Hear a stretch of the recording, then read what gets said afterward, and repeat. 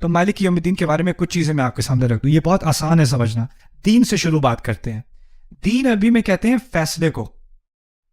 فیصلے کو دین عربی میں also اس کو بھی کہتے ہیں کسی سے آپ کا معاملہ ہو رہا ہونا اور اس معاملے کو مکمل کیا جائے. میرا معاملہ طے ہو گیا, اس کو بھی دین کہا جاتا ہے. کما تدین تدان, جیسے تم دوسرے سے معاملہ کرو گے ویسا تمہارے ساتھ معاملہ کیا جائے گا. یہ عربی کی کہاوت ہے. اچھا, اگر شدید محبت کا ذکر ہے الرحمن الرحیم میں تو اس کا متضاد کیا ہونا چاہیے؟ نفرت, عذاب. اگر ایک طرف محبت ہے تو اس کا متضاد عذاب ہونا چاہیے. لیکن اس کے متضاد میں دین کا لفظ استعمال کیا ہے, اور دین کیا ہے؟ انصاف, فیصلہ. اور فیصلے سے کیا کس چیز کی طرف اشارہ ہو رہا ہے؟ انصاف کی طرف. تو اگر آپ اس طرح سمجھ لیں کہ جو محبت ہے وہ پازیٹیو ہے, مثبت ہے, اور نفرت کیا ہے؟ منفی ہے, تو عدل کہاں پہ ہوگا؟ انصاف کہاں پہ ہوگا؟ صفر. نہ محبت نہ نفرت. اللہ تعالیٰ نے اس کی اتنی عظیم رحمت ہے, اس نے نفرت کا, عذاب کا, غصے کا ذکر بھی نہیں کیا, منفی کا ذکر بھی نہیں کیا. اگر یہ پورا چارٹ ہوتا نا تو ایک طرف پازیٹیو میں الرحمن الرحیم ہوتا اور دوسری طرف عزیز ذو انتقام ہوتا, المعذب کچھ ہوتا. لیکن وہاں بھی صفر تک لے گئے, منفی تک نہیں لے کے گئے, صرف دین کی بات کی, یعنی انصاف کی بات کی. اور یہ کیوں کی؟ کیونکہ اصل چیز جس سے ہمیں ڈرنا ہے نا وہ عذاب نہیں ہے. فاتحہ کے مطابق اصل چیز جس سے ڈرایا جا رہا ہے وہ انصاف ہے. وہ انصاف ہے. انہ من سئل یوم القیامۃ فقد ہلک. ایک روایت میں آتا ہے جس سے اس دن ایک سوال بھی پوچھ لیا گیا وہ تو برباد ہو گیا. اللہ تعالیٰ کی رحمت اس دن پتہ ہے کیا ہے؟ کچھ لوگ ہوں گے جن کی کتاب ان کے سیدھے ہاتھ میں ہوگی. اللہ تعالیٰ نے فرمایا ہے, اللہ تعالیٰ ہم سب کو اس میں شامل کرے. اچھا, جس کی کتاب اس کی سیدھے ہاتھ میں ہے نا, اس کے بارے میں کیا کہا ہے کہ وہ سیکیورٹی گیٹ پہ پہنچتا ہے اور وہاں اللہ تعالیٰ نے کہا ہے فَسَوْفَ يُحَاسَبُ حِسَابًا يَسِيرًا, اس کے ساتھ آسان حساب کیا جائے گا. آسان حساب سے مراد روایات سے ملتا ہے کہ فرشتے کتاب کھولیں گے بھی نہیں, گزرنے دیں گے. جی ہمیں بتایا, آپ جائیں. کیونکہ آپ کے کون سے ہاتھ میں کتاب ہے؟ اب آپ نروس, آپ کے ہاتھ میں تو کتاب ہے, لیکن آپ کہیں اگر آپ یہ پیج 130 پہ جائیں تو اس میں ایک حج ہے, وہ ضرور دیکھ لینا. جیسے آپ کا پیپر ہوتا ہے نا, اس میں آپ نے بڑے الٹے سیدھے جواب دیے ہوتے ہیں لیکن ایک صحیح جواب دیا ہوتا ہے, تو اس کو آپ پہلے دکھاتے ہو ٹیچر کو, یہ والا یہ چیک کر لیں ذرا, یہ والا. اچھا, یہ اگر پیج 503 پہ جائے تو وہاں ایک شاید ایک لیلۃ القدر تھی میرا خیال ہے اس میں ایک, تو آپ, لیکن وہ فرشتے کیا کہہ رہے ہیں؟ آپ چاہو نکلو, کوئی بات نہیں. عجیب سا. دوسری طرف کہا ہے کسی کی کتاب ان لوگوں کے الٹے ہاتھ میں ہوگی, اللہ ہمیں ان میں سے نہ کرے, اور ان کی پیٹھ کے پیچھے ہوگی, ایسے ہوگی کتاب. نہ صرف الٹے ہاتھ میں, پیچھے. اب وہ خود بھی نہیں دیکھ سکتا کتنی خراب ہے, اس کو پتا ہے خراب ہے, اس کو یہ بھی نہیں پتا کتنی خراب ہے. اب وہ بھی آ رہا ہے سامنے اور اس سے پوچھا جا رہا ہے. اب یہاں پر جب الدین کہا ہے نا, تو اس سے ہمیں اس بات کی طرف اشارہ مل رہا ہے کہ اللہ تعالیٰ اس دن کا بھی مالک ہے. جس طرح وہ رب اس دنیا میں ہے, اس دن وہ رب نہیں ہوگا, اس دن وہ کیا ہوگا؟ مالک. تو کیا نکل گیا رب کے معنی میں سے؟ کیا نکال لیا گیا؟ تحفے دینے والا, خیال کرنے والا, قائم رکھنے والا. جو اس کے نرم معنی تھے نا وہ سارے نکل گئے, اور کیا رہ گیا؟ مالک. اس دن تو اتھارٹی ہوگی, یا تو رحمت ہوگی یا پھر یہ. اور اگر آپ اس طرح بھی سمجھ لیں کہ رب کے اندر دو پہلو ہیں, ایک محبت والا پہلو بھی ہے رب کے اندر اور ایک اقتدار والا بھی ہے, تو رب کے اندر وہ جو محبت والا پہلو ہے نا وہ الرحمن الرحیم میں سامنے آ گیا, اور رب کے اندر جو اقتدار والا پہلو ہے وہ کہاں؟ مالک یوم الدین میں سامنے آ گیا. ان تینوں الفاظ کا آپس میں ایک جوڑ بن گیا. آخری چیز ہے, اور دو چیزیں. یوم کسے کہتے ہیں؟ اوکے, اللہ تعالیٰ نے اپنے بارے میں ایسی بات کی ہے جو کبھی کوئی اپنے بارے میں یا کسی اور کے بارے میں کہہ ہی نہیں سکتا. فرماتے ہیں دن کا مالک. دیکھیں, آپ کسی پراپرٹی کے مالک ہو سکتے ہو, کسی بکری کے مالک ہو سکتے ہو, کسی کمپیوٹر کے مالک ہو سکتے ہو, لیکن آپ ایک منٹ کے مالک نہیں ہو سکتے, آپ ایک سیکنڈ کے مالک نہیں ہو سکتے. وقت کی ملکیت ممکن نہیں ہے. ایک چیز ہے جو آپ جو بھی کرو, جتنا بھی پیسہ آ جائے, جتنا بھی اقتدار آ جائے, ایک چیز ہے جو آپ کبھی بھی اون نہیں کر سکتے. وہ کیا ہے؟ وقت. اور وہاں اس نے اس ایک چیز کی ملکیت اپنے سامنے ثابت کی ہے، مالکی یوم. اور اس سے بہت عظیم بات سامنے آ گئی. اگر میں کہوں کہ یہاں پر ایک تھیلا ہو اور میں کہوں یہ تھیلا میرا ہے، یہ تھیلا میرا ہے، یا یہ بیگ میرا ہے، تو اس بیگ کے اندر جو کچھ بھی ہے وہ بھی کس کا ہے؟ میرا ہی ہوا نا. اگر اللہ اس دن کا مالک ہے تو کیا بات نکلی؟ اس دن کے اندر جو کچھ بھی ہو رہا ہے اس سب کا وہ مالک ہے. اس سب کو ایکسپلین کرنے میں باقی قرآن ہے، لیکن وہ پوری بات ایک ہی محاورے میں شامل ہو گئی جب کہا مالک یوم، مالک یوم الدین. سبحان اللہ. یعنی بہت تھوڑے الفاظ ہیں فاتحہ میں، لیکن پوری پوری کائنات ان کے اندر مضمر ہے. آخری بات اس کے مالک کے بارے میں سمجھتے ہیں. مالک اصل میں دو قراءات ہیں. ہمارے نبی سے مروی صلی اللہ علیہ وسلم مالک بھی پڑھا کرتے تھے اور ملک بھی پڑھا کرتے تھے. مالک اور کیا؟ ملک. مالک کے معنی اردو میں جیسے ہیں ویسے عربی میں مالک، گاڑی کا مالک، بکری کا مالک، ٹھیک ہے، مالک.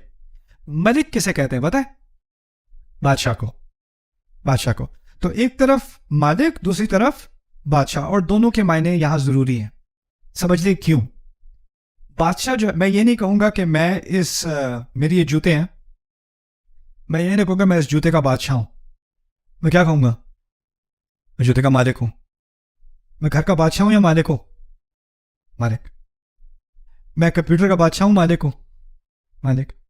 لیکن اگر کوئی کسی کے پاس پورا آئیلینڈ ہو یا پورا ملک ہو، وہ کہے میں اس آئیلینڈ کا کیا ہوں؟ کیا بات سامنے آ رہی ہے؟ بادشاہ ہوتے ہیں بڑی بڑی سلطنت کے، وہ مالک ہوتے ہیں چھوٹی چھوٹی چیزوں کے. جو بمقابل چھوٹی چیز ہوتی ہے اس کے لیے مالک ہوتا ہے، جو بڑی ہوتی ہے اس کے لیے کیا ہوتا ہے؟ بادشاہ. اب ایک اور فرق بھی سمجھ لیں.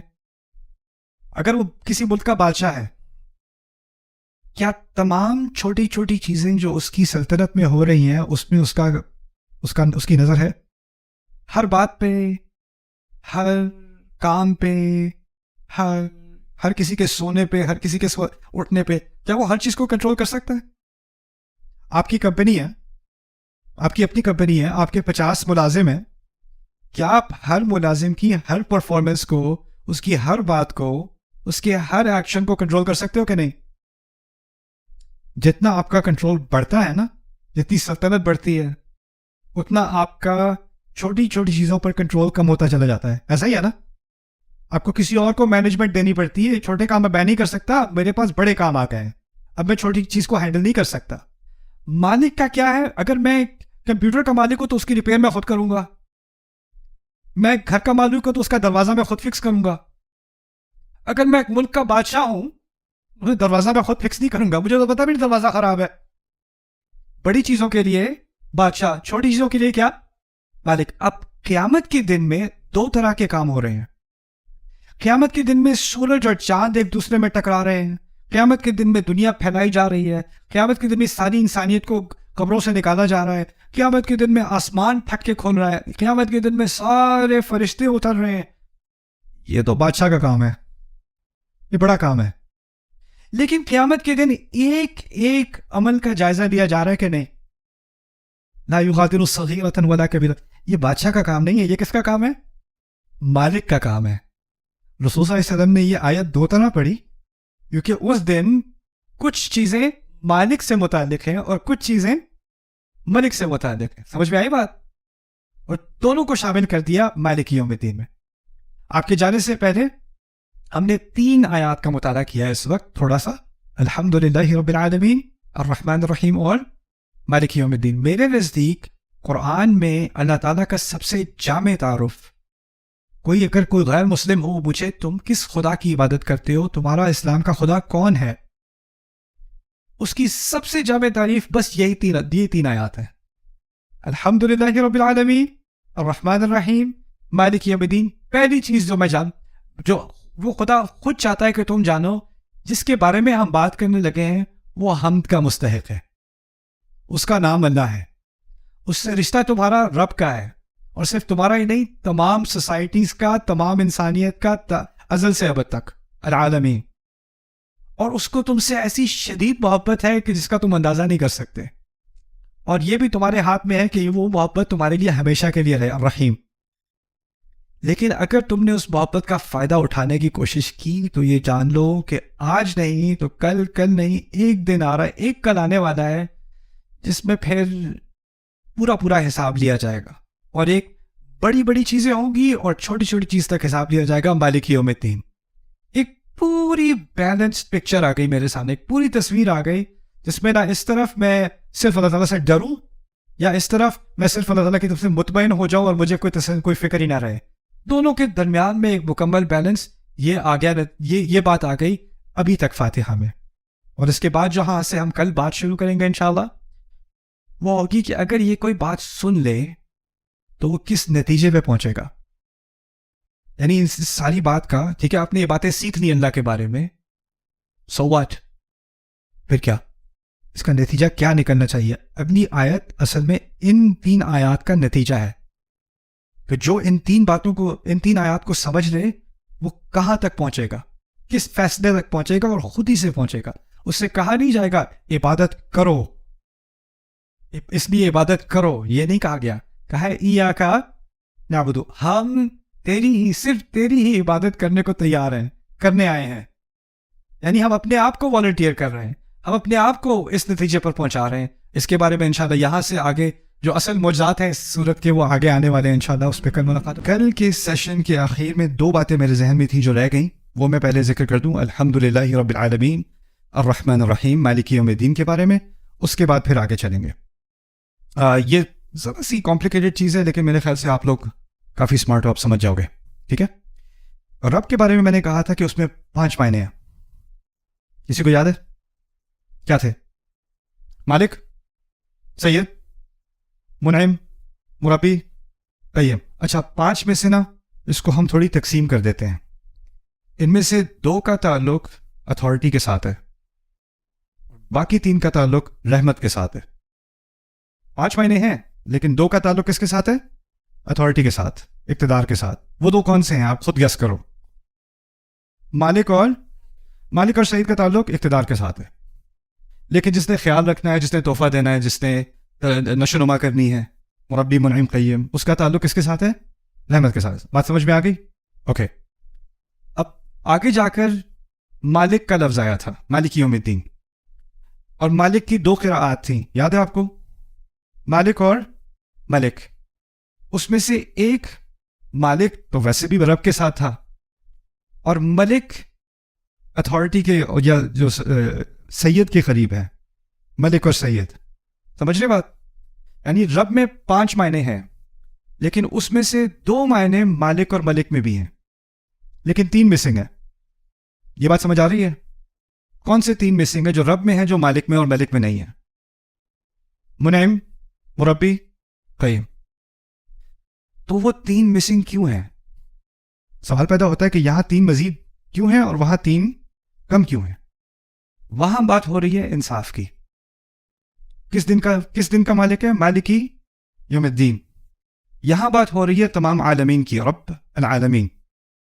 وہ آخرت کی بات ہے، آخرت کے کورٹ والے دن کی بات ہے، اور یہاں پر دنیا کی بات ہے۔ دنیا میں اللہ تعالیٰ کا اقتدار بھی ہے لیکن وہ ہر وقت ظاہر نہیں کرتا۔ اللہ تعالیٰ کی ملکیت بھی ہے، ہر وقت ظاہر نہیں کرتا۔ مجھے امپریشن ملتا ہے میرا بھی کوئی کنٹرول ہے، میرے منہ میں جو بات ہے میں کہہ سکتا ہوں، وہ روکتا نہیں ہے۔ روک سکتا ہے؟ روکتا نہیں ہے۔ میں جو دیکھنا چاہوں دیکھ سکتا ہوں، وہ میری آنکھوں کو بند نہیں کرتا۔ ہے تو وہ مالک، ہے سید، لیکن اس کو وہ ایکسرسائز کرنے سے مجھے نظر نہیں آتا کہ وہ اس کو مجھے کنٹرول کر رہا ہے۔ اور وہ کیوں نہیں کر رہا؟ فوراً پکڑ کیوں نہیں ہو رہی؟ کیونکہ منعم، مربی، قیم، الرحمن، ان ساری چیزوں کی وجہ سے مجھے تھوڑی سی آزادی دی ہوئی ہے۔ قیامت کے دن کیا ہونا ہے؟ لا يتكلمون الا من اذن له الرحمن وقال صوابا۔ اس دن تو کسی کو بات کرنے کی اجازت نہیں ہوگی۔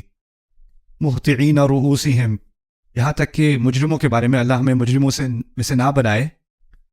سورۃ القمر میں بتایا ہے کہ وہ ان کو پکارا جائے گا ایک ایسی چیز کی طرف جو بہت ڈرونی ہوگی، الی شیء نکر، یوم یدعو الداعی الی شیء نکر، ایسی چیز کی طرف بلایا جا رہا ہے جو بہت ڈرونی ہے۔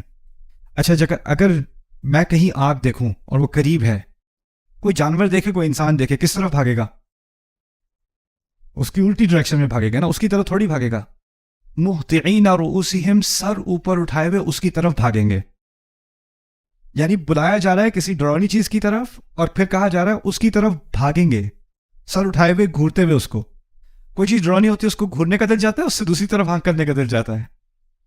سبحان اللہ, اس دن ہمارے اوپر یہ اتنا بھی کنٹرول نہیں ہوگا کہ جس چیز سے نیچرلی ہم بھاگتے ہیں, جس کو ہم دیکھنا نہیں چاہتے, اس کو ہم گھور گھور کے دیکھ رہے ہوں گے اور اس کی طرف بھاگ رہے ہوں گے. وہ ہماری بات نہیں ہو رہی, کفار کی بات ہو رہی ہے. اللہم لا تجعلنا منہم, اللہ تعالیٰ ہمیں ان میں سے نہ بنائے. لیکن بات میں یہ کہنا چاہ رہا ہوں, اس دن وہ اپنے اقتدار کو ظاہر کرے گا, ملک ہوگا اس دن قہار ہوگا. اچھا, دوسری بات یہاں پر یہ سمجھ لیں کہ یہاں پر رب تھا العالمین کا, وہاں ہے مالک یوم الدین کا. ان دونوں میں ایک عجیب سا تناسب ہے, خاص کر دین اور عالمین کے درمیان. عالمین کے بارے میں نے آپ کو بتایا تھا, تمام سوسائٹیز, تمام تاریخی قومیں دنیا جہاں میں جو آئیں, جو گزر گئیں, جو آنے والی ہیں, جو سوسائٹیز کسی بھی ملک میں ہیں, کسی بھی خطے میں ہیں, کسی بھی آئلینڈ پر ہیں, وہ تمام عالمین میں شامل ہیں, رائٹ. اچھا, ان تمام میں اللہ تعالیٰ نے وہ جو 5 کے 5 نام ہیں نا, مربی, منعم, قیم, جو مزید 3 نام تھے. اب ہر سوسائٹی کے بارے میں سوچو, اس سوسائٹی کی ڈیولپمنٹ کیسے ہوئی؟ اس لیے ہوئی کہ اللہ ان کا مربی ہے. اس سوسائٹی کو کیا کیا ریسورسز ملے, ان کو کیا کیا چیزیں ملی, ان کی زمین کے نیچے کیا خزانے نکلے, ان کو کیسی زرخیز زمین ملی, ان کو کیسا سونا ملا, کیسی چاندی ملی, کیسی آرمی ملی, کیسی منعم. کتنی دیر تک وہ قائم رہی سوسائٹی؟ ہو سکتا ہے کسی سوسائٹی کی حکومت 1000 سال رہی, کسی کی 2000 سال رہی, کسی کی 100 سال رہی, کسی کی 50 سال رہی. اس دوران اللہ تعالیٰ کیا تھا ان کے لیے؟ قیم, انہیں قائم رکھے ہوئے تھا. یعنی ان تمام, اور پھر ان سوسائٹیز کے بارے میں سوچیں, کیا ہر سوسائٹی کے قانون ایک جیسے ہوتے ہیں؟ ان کے اچھے برے کی تمیز ایک جیسی ہوتی ہے؟ نہ. کسی سوسائٹی میں جو چیز اچھی مانی جاتی ہے, کسی اور سوسائٹی میں وہ بری مانی جاتی ہے. کسی سوسائٹی میں کوئی چیز جائز ہے, کسی اور سوسائٹی میں وہ ناجائز ہے. ملیشیا میں چوئنگم کھانا حلال ہے, سنگاپور میں چوئنگم کھانا حرام ہے. وہاں سڑک پہ آپ چوئنگم کھاتے پکڑے جاؤ تو آپ کو اریسٹ کر لیتے ہیں, جرمانہ ہوتا ہے. تھوکنے سے نہیں, کھانے سے. یعنی اگر جہاز میں بیٹھے کھا رہے ہو تو ہضم کرنی پڑتی. سوسائٹیز کے لاز الگ الگ ہوتے ہیں نا, اور ان میں سے بہت سارے لاز, بہت سارے قانون ایسے ہوتے ہیں جو اللہ کی مرضی کے خلاف ہوتے ہیں. ایسا ہے کہ نہیں؟ اللہ کی مرضی کے خلاف قانون اور پوری سوسائٹیز ہونے کے باوجود وہ ان کا مربی اور ان کا منعم اور ان کا قیم. اچھا, سوسائٹی کا جو لا ہوتا ہے نا, اس کے لیے بھی قرآن میں ایک لفظ ہے. پوری ایک جو اس کا آئین ہوتا ہے, اس کے لیے لفظ قرآن استعمال کرتا ہے دین. جیسے سورہ یوسف میں یوسف علیہ السلام نے اپنے بھائی کو اپنے پاس رکھا ایک سازش کے تحت. یعنی ان پر الزام لگایا کہ کپ ان کے بیگ میں سے نکلا, ان کے بستے میں سے نکلا, تو کہا اللہ تعالیٰ نے خود ہی بتایا ایسا کیوں کیا انہوں نے. اس لیے کیا ما کان ان یاخذ اخاہ فی دین الملک, ان کے لیے ممکن نہیں تھا اپنے بادشاہ کے قانون کے تحت کہ وہ ایسے ہی اپنے بھائی کو رکھ لیتے. اریسٹ کرنے کے علاوہ ان کے پاس کوئی اور چارہ نہیں تھا. تو جو بادشاہ کا قانون تھا نا, اس کے لیے کیا لفظ استعمال ہوا سورہ یوسف میں؟ دین. میں کہنا یہ چاہ رہا ہوں, جب عالمین کی بات کی گئی ہے نا, تو تمام عالم, تمام سوسائٹیز, تمام سویلائزیشنز, ان تمام کے دین الگ الگ تھے, ان کے قانون الگ الگ تھے, لیکن اللہ پھر بھی ان کا رب رہا, پھر بھی ان پہ نعمتیں کرتا رہا. لیکن ایک دن آ رہا ہے جب وہ, آپ کسی بھی قانون سے آئے ہوں, کسی بھی آئین سے آئے ہوں, ایک دن سب کو ایک ہی قانون کے تحت جج کیا جانا ہے. وہ کیا ہے؟ مالک یومی الدین. اب سختی ہو گئی. جب سختی ہو گئی تو نرمی والے 3 معنی نکالنے پڑیں گے. تو یہاں پر رب اور وہاں پر مالک کی بات سمجھ میں آ گئی. تو یہ چیز, یہ بھی باریک سا تناسب ہے کہ رب کے ساتھ العالمین اور مالک کے ساتھ یوم الدین. سبحان اللہ.